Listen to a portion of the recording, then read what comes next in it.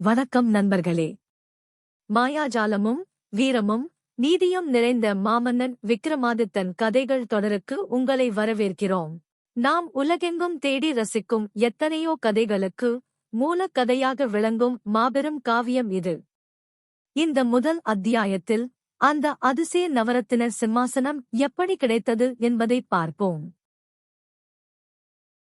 அத்தியாயம் 1. காட்டில் கண்டெடுத்த கனகமணி சிம்மாசனத்தின் கதை. கவர்ச்சி கிரீடம் போல் உஜ்ஜயினி பட்டணம் முன்காலத்தில் திகழ்ந்தது.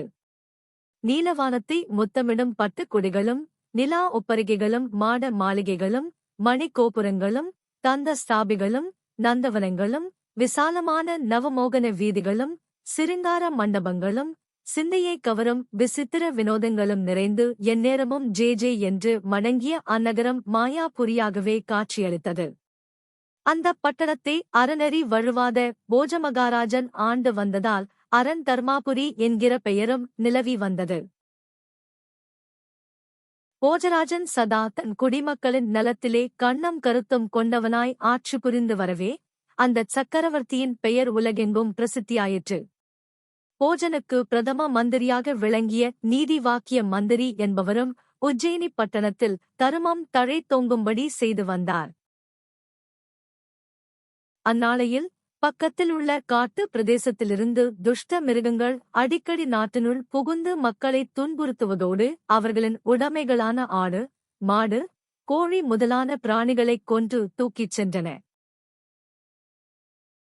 குடிமக்களின் கஷ்டத்தை அறிந்த போஜமகாராஜன் ஒரு நாள் தன் சதுரங்க சேனைகளை அணிவகுத்து நடத்தி மந்திரி பிரதானிகளுடன் வேட்டையாடச் சென்றான்.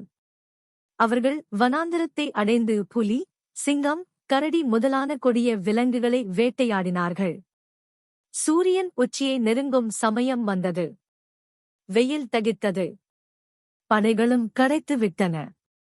போஜராஜன் வேட்டையை நிறுத்திவிட்டு களைப்பார விரும்பினான்.